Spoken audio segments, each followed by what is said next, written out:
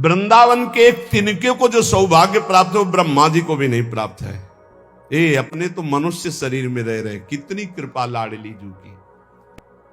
जिन्होंने वृंदावन भूमि का अखंड वास स्वीकार कर लिया, सब कुछ हो गया। ध्यान से सुन लियो।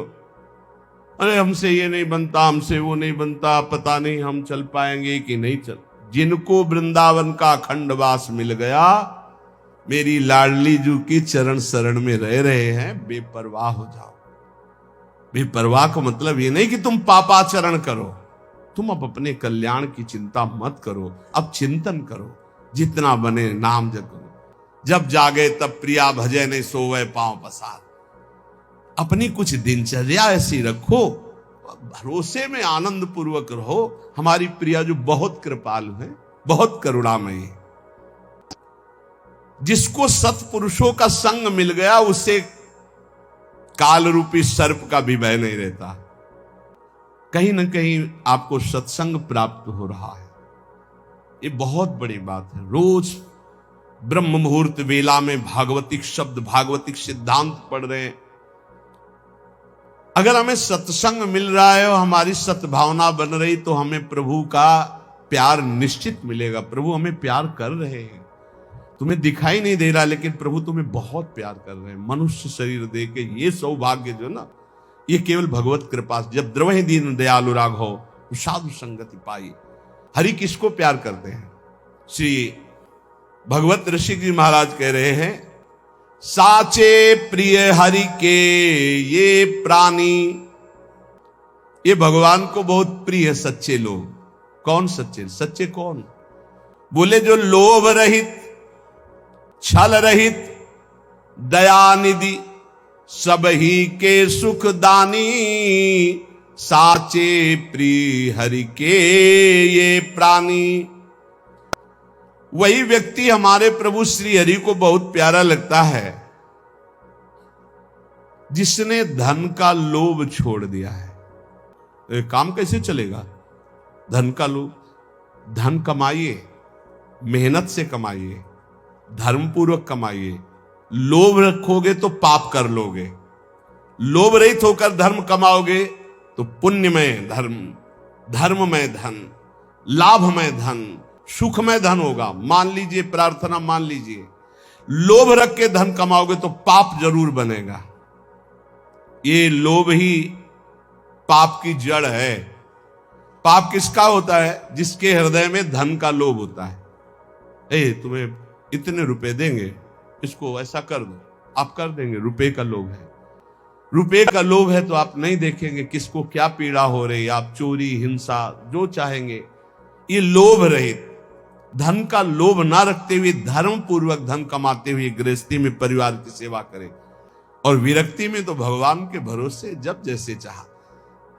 अवधूत दत्तात्रेय जी से महाराज यदु पूछते हैं कि आप तो बहुत हष्टपुष्ट और स्वस्थ हैं। हष्टपुष्ट स्वस्थ होने का मतलब है आप विषय सेवन करते हैं, अच्छे अच्छे पदार्थ खाते हैं, क्योंकि बिना पदार्थ खाए आपका शरीर पुष्ट नहीं हो सकता। और पदार्थ कर्म से प्राप्त होते हैं, और आप कर्म करते नहीं, पड़े रहते हैं। तो मुझे संशय है। तब जो अवधूत जी ने बताया कि कभी महलों में मुझे सुंदर पलंगों पे और सुंदर 56 भोग पाने को मिलते हैं, मुझे कोई हर्ष नहीं होता, गर्व नहीं होता। कभी मैं राख के ढेर में पड़ा रहता हूं, कभी फुटपाथ में कई कई दिन तक भूखे पड़ा रहता हूं, मुझे कोई शोक नहीं होता, क्योंकि मैं अपने स्वरूप में स्थित रहता हूं। इसलिए मैं सदैव प्रसन्न रहता हूं। ब्रह्मभूता प्रसन्ना, मैं प्रसन्न रहता हूं, इसलिए शरीर स्वस्थ है, ना कि भोगों से। मैं अपने स्वरूप में स्थित रहता हूं, इसलिए मुझे कोई कर्म करने की आवश्यकता नहीं। शरीर के प्रारब्ध अनुसार कभी इसको मान मिलता, कभी अपमान मिलता, कभी सुंदर भोग मिलते, कभी फुटपाथ में पड़ा रहता, इससे मेरा कोई संबंध नहीं रहता। ये स्थिति, वैराग्य भाव में हमें यही स्थिति प्राप्त करनी है। कभी घी घना, कभी मुट्ठी भर चना, कभी वो भी ना बना, जैसे प्रभु रखे। लोभ नहीं। सबसे ज्यादा खास बात हमें लोभ पाप में लगाता है। हम कहते हैं लोभ नुकसानदायक है विरुद्ध भाव में। नाम जप का लोभ रखो, वो 20,000 जपते हम 30,000 जपेंगे। वो 8 घंटे जपते हम 10 घंटे जपेंगे। रात्रि में सब सोते हैं, हम कम सो के खूब नाम जप करें, ये ले लोभ। वो एक बार चतुरासी जी का पाठ करते, हम 2 बार करेंगे। लोभ बढ़ाओ, भगवत चरणारविंद के प्रति लोभ बढ़ाओ, ये लोभ सार्थक हो जाएगा, संसार के प्रति नहीं। लोभ रहित, छल रहित, किसी के साथ कपट का व्यवहार ना करो। पता नहीं क्यों कपट का व्यवहार करना सुखद लगता है। बिल्कुल गोलमाल, छुपा करके अंदर की बात को बाहर कुछ और बोलना, आचरण कुछ और होना, अंदर नहीं। क्या इससे फायदा क्या मिलेगा? सर्वात्मा भगवान तो सब जानते। सीधी बात करना, सीधी जो हृदय में चल रही वही वाणी में, वही आचरण में। हम नीच है तो नीच है, अच्छे हैं तो अच्छे हैं, तो सुधार हो जाएगा।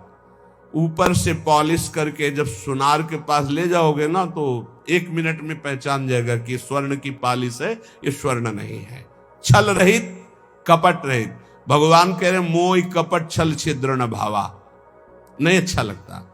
यहां कह रहे हरि को कौन से प्राणी प्रिय? जो लोभ रहित, छल रहित, दया निधि, दूसरों को सुख देने की भावना, सब ही के सुखदानी, दूसरों को सुख देने की भावना भगवान को प्रसन्न करने का बहुत बढ़िया उपाय है। कभी कोई प्यासा, लूला, लंगड़ा, कैसी परिस्थिति में भगवान तुम्हें सेवा का अवसर दे रहे हो, तो जानना मेरे नारायण भगवान इस रूप में आए हैं और सेवा का अवसर दे रहे। तो अपना काम रोक करके उनकी जरूर सेवा कर देना, उनका जरूर सहयोग कर देना। प्यास मिटाना, भोजन पवाना, औषधि दिलाना, वस्त्र पहना देना, ऐसी सुविधा दे देना। 4 लोग मिलकर करो, ना अकेले कर सको। कोई ऐसा बीमार मिल जाए, कोई ऐसा, उसको वास की व्यवस्था, भोजन की व्यवस्था, औषधि की व्यवस्था भगवान देखता है, बहुत प्रसन्न हो जाएगा। ये बात पूज्य भाई जी में पाई गई। एक दिन एक फुटपाथ में आदमी मिला जो बहुत कफ आसपास थूके हुए ऐसे। भाई जी नजदीक गए, भाई तुम्हारी ऐसी परिस्थिति, कोई सेवा करने आऊं? कहा नहीं, घर वालों ने निकाल दिया, कोई औषधि, पैसा ही नहीं। रहोगे कहां? फुटपाथ में पड़ा। क्या परेशानी? बोले टीबी, भयंकर टीबी। टीबी का नाम सुनते ही लोग कांप जाते कि कहीं ना कहीं संक्रामक रोग हमारे न चल। भाई जी उसे गोदी में उठवा के ले गए, स्वयं ड्यूटी में लगे। इतने घंटे मैं सेवा करूं, इतने घंटे। तो कोई मास्क और दस्ताना पहनकर सेवा में जाते, भाई जी ऐसे जाते। भाई जी से प्रार्थना की, संक्रामक रोग है, आपको लग जाएगा। भाई जी ने कहा आप रोगी देखते हो, मैं श्री कृष्ण देखता हूं, मुझे श्री कृष्ण लगेंगे, रोग नहीं। तुम्हें रोगी दिखाई देता है इसलिए तुम जरूर पहनो, मुझे श्री कृष्ण दिखाई देते, मैं अपने श्री कृष्ण की सेवा करने जाता हूं। ये सच्ची बात है कि जिसने पर सेवा का भाव ले लिया उसे बहुत सुख मिलता है, बहुत सुख मिलता है। हम चाहेंगे ऐसा कि आप लोगों के जीवन में कभी भगवान ऐसा अवसर दे कि कोई किसी की सोच उठानी पड़े, कपड़े धोने पड़े, और ऐसी सेवा में आप आनंदित होकर कर ले, फिर आप देखना आपके जीवन की धारा बदल जाएगी। विश्वास मानना, साधना तपस्या एक तरफ, और किसी एक बार ऐसे की असहाय की सेवा जो भगवान ने तुम्हें दी हो, ढूंढने की जरूरत नहीं, अचानक भगवान ने दी, आप उठा ले जाओ अस्पताल में, उनकी औषधि कराओ, अपने घर ले आओ, उनको स्वस्थ करो, कपड़ा लत्ता पहनाओ, 100-200 रुपया दो, जाओ भाई जहां जाना हो, तुम्हारी जहां व्यवस्था हो, इतना जरूर कर दो। जरूर, जब तक असहाय असमर्थ अवस्था है, कोई वृद्ध है, कोई ऐसा है, जरूर सेवा करनी चाहिए। रात दिन प्रभु के चिंतन में लगा हो।